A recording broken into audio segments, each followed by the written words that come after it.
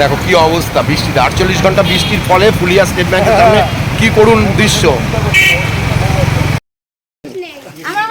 48 ঘন্টা দিয়ে ওয়েস্ট বেঙ্গলের নদিয়া জেলার ফুলিয়াতে যে বৃষ্টি হচ্ছে, বৃষ্টির ফলে ফুলিয়া বেলে মাঠের কি অবস্থা দেখো। এরই মাঝে পম্পা, আমার এই বোনটার বাড়ির অবস্থা দেখো। আমাকে কিছুক্ষণ আগে খবর দিল, ফোন করেছিল, আমি পম্পার বাড়ি সোজা চলে এসেছি। পম্পার কি অবস্থা দেখো, কালকে 7:30টার সময় সন্ধ্যাবেলায় পম্পার বাড়ি পুরো ভেঙে যায়, একদম গরিব বোনটার বাড়ি পুরো ভেঙে যায়। পম্পারা পাশের রিলেটিভের ঘরে ছিল, কি অবস্থা দেখো পম্পার ঘর।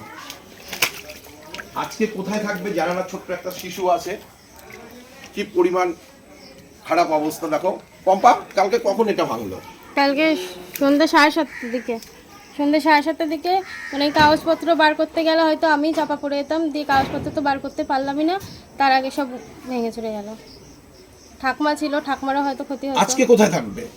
আজকে নিজেও জানি না কোথাও থাকবো। হাই ফ্রেন্ড, পম্পার এই দৃশ্য দেখার পর তোমাদের যদি মনে হয় যে পম্পাকে কিছু সাহায্য করার দরকার, তোমরা একটু এগিয়ে আসো, যে যা পারো। আমি ফোনপে গুগল পে নাম্বার দিয়ে দিচ্ছি, তোমরা পম্পাকে একটু হেল্প করো।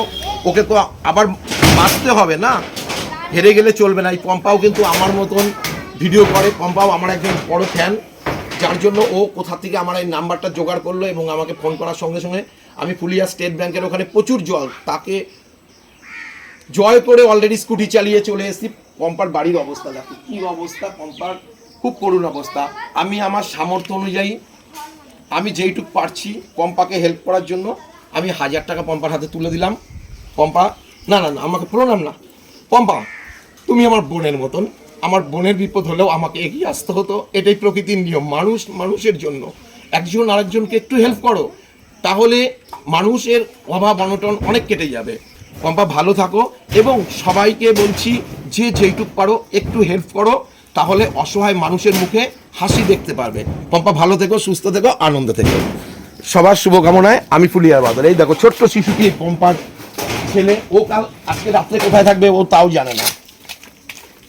যে যেইটুক পারো একটু হেল্প করো, আমি ফোনপে গুগল পে নাম্বার দিয়ে দিচ্ছি, সেই নাম্বারে তোমরা হেল্প করো, আমি পম্পার কাছে পৌঁছে দেবো। পম্পার বাড়ির সামনের দৃশ্যটা দেখো কি অবস্থা। আজকে পম্পার ঘর ভেঙে গেছে, আমি আসছিলাম রাস্তায়, আরো দুটো দাদা দেখেছিল, বললো আরো পাশে নাকি তার ভাইয়ের আরো বাড়ি ভেঙে গেছে তোমাদের বাড়ির পাশে। ঠিক আছে পম্পা, ভালো থেকো, সুস্থ থেকো, ঘাবড়িও না। প্রতিটি মানুষের জীবনে ভালো এবং খারাপ টাইম আসে, তোমার খারাপ টাইম আসতে দেবে, দুদিন পর আবার ঠিক হয়ে যাবে। মন ভেঙো না, ভালো থেকো, সুস্থ থেকো, আনন্দে থেকো।